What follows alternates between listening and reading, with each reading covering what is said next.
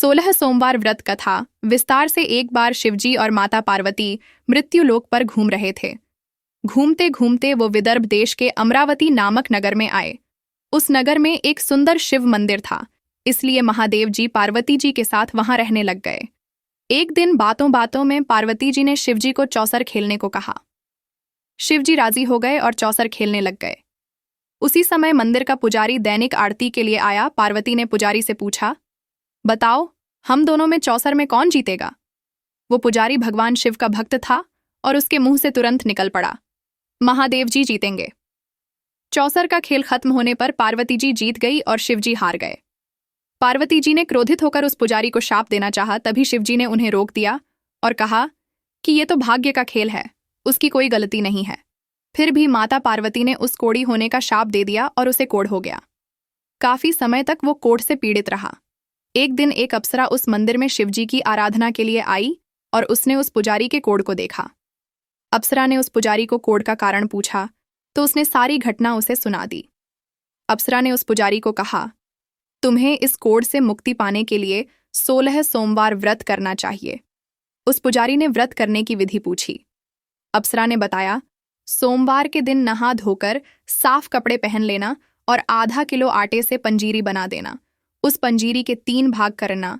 प्रदोष काल में भगवान शिव की आराधना करना। इस पंजीरी के 1/3 हिस्से को आरती में आने वाले लोगों को प्रसाद के रूप में देना।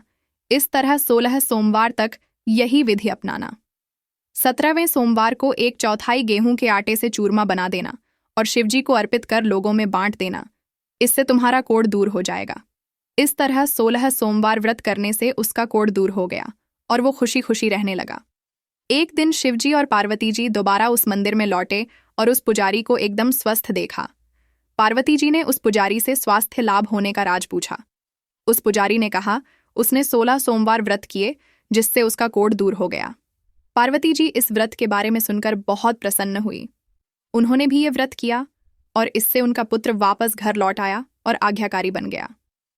कार्तिकेय ने अपनी माता से उनके मानसिक परिवर्तन का कारण पूछा जिससे वो वापस घर लौट आए। पार्वती ने उन्हें इन सब के पीछे 16 सोमवार व्रत के बारे में बताया। कार्तिकेय यह सुनकर बेहद खुश है। कार्तिकेय ने अपने दूर गए ब्राह्मण मित्र से मिलने के लिए उस व्रत को किया और 16 सोमवार होने पर उनका मित्र उनसे मिलने विदेश से वापस लौट आया। उनके मित्र ने इस राज का कारण पूछा तो कार्तिकेय ने 16 सोमवार व्रत की महिमा बताई। यह सुनकर उस ब्राह्मण मित्र ने भी विवाह के लिए 16 सोमवार व्रत रखने के लिए विचार किया। एक दिन राजा अपनी पुत्री के विवाह की तैयारियां कर रहा था। कई राजकुमार राजा की पुत्री से विवाह करने के लिए आए। राजा ने एक शर्त रखी कि जिस भी व्यक्ति के गले में हथिनी वरमाला डालेगी उसके साथ ही उसकी पुत्री का विवाह होगा।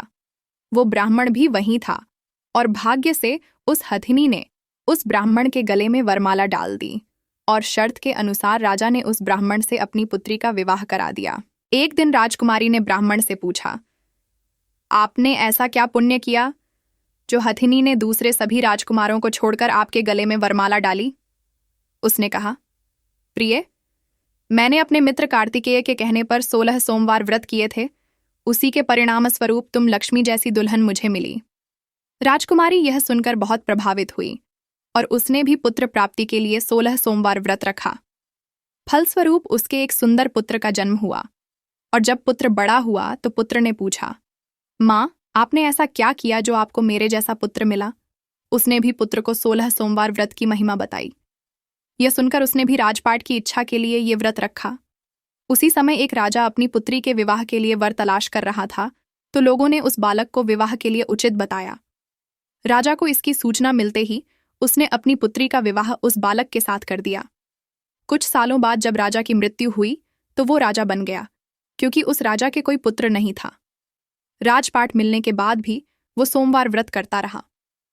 एक दिन 17वें सोमवार व्रत पर उसकी पत्नी को भी पूजा के लिए शिव मंदिर आने को कहा, लेकिन उसने खुद आने के बजाय दासी को भेज दिया।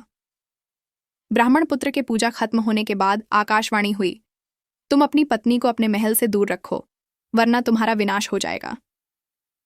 ब्राह्मण पुत्र ये सुनकर बहुत आश्चर्यचकित हुआ। महल वापस लौटने पर उसने अपने दरबारियों को भी ये बात बताई तो दरबारियों ने कहा कि जिसकी वजह से ही उसे राजपाट मिला है वो उसी को महल से बाहर निकालेगा। लेकिन उस ब्राह्मण पुत्र ने उसे महल से बाहर निकल दिया। वो राजकुमारी भूखी प्यासी एक अनजान नगर में आई।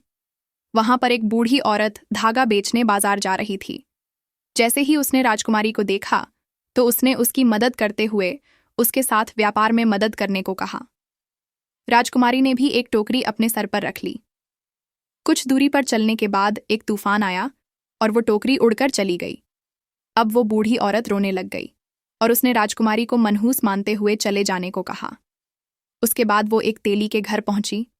उसके वहां पहुंचते ही सारे तेल के घड़े फूट गए और तेल बहने लग गया। उस तेली ने भी उसे मनहूस मानकर उसको वहां से भगा दिया। उसके बाद वो एक सुंदर तालाब के पास पहुंची और जैसे ही पानी पीने लगी, उस पानी में कीड़े चलने लगे और सारा पानी धुंधला हो गया। अपने दुर्भाग्य को कोसते हुए उसने गंदा पानी पी लिया और पेड़ के नीचे सो गई। जैसे ही वो पेड़ के नीचे सोई, उस पेड़ की सारी पत्तियां झड़ गईं। अब वो जिस पेड़ के पास जाती, उसकी पत्तियां गिर जाती थीं। ऐसा देखकर वहां के लोग मंदिर के पुजारी के पास गए। उस पुजारी ने उस राजकुमारी का दर्द समझते हुए उससे कहा, बेटी, तुम मेरे परिवार के साथ रहो। मैं तुम्हें अपनी बेटी की तरह रखूंगा। तुम्हें मेरे आश्रम में कोई तकलीफ नहीं होगी। इस तरह वह आश्रम में रहने लग गई। अब वो जो भी खाना बनाती या पानी लाती, उसमें कीड़े पड़ जाते। ऐसा देखकर वो पुजारी आश्चर्यचकित होकर उससे बोला, बेटी, तुम पर यह कैसा कोप है जो तुम्हारी ऐसी हालत है? उसने वहीं शिव पूजा में न जाने वाली कहानी सुनाई। उस पुजारी ने शिव जी की आराधना की और उसको 16 सोमवार व्रत करने को कहा, जिससे उसे जरूर राहत मिलेगी। उसने 16 सोमवार व्रत किया और 17वें सोमवार पर ब्राह्मण पुत्र उसके बारे में सोचने लगा, वह कहाँ होगी, मुझे उसकी तलाश करनी चाहिए। इसलिए उसने अपने आदमी भेजकर अपनी पत्नी को ढूंढने को कहा। उसके आदमी ढूंढते ढूंढते उस पुजारी के घर पहुंच गए और उन्हें वहां राजकुमारी का पता चल गया। उन्होंने पुजारी से राजकुमारी को घर ले जाने को कहा, लेकिन पुजारी ने मना करते हुए कहा, अपने राजा को कहो कि खुद आकर इसे ले जाएं। राजा खुद वहां पर आया और राजकुमारी को वापस अपने महल लेकर आया। इस तरह जो भी यह 16 सोमवार व्रत करता है, उसकी सभी मनोकामनाएं पूरी होती हैं।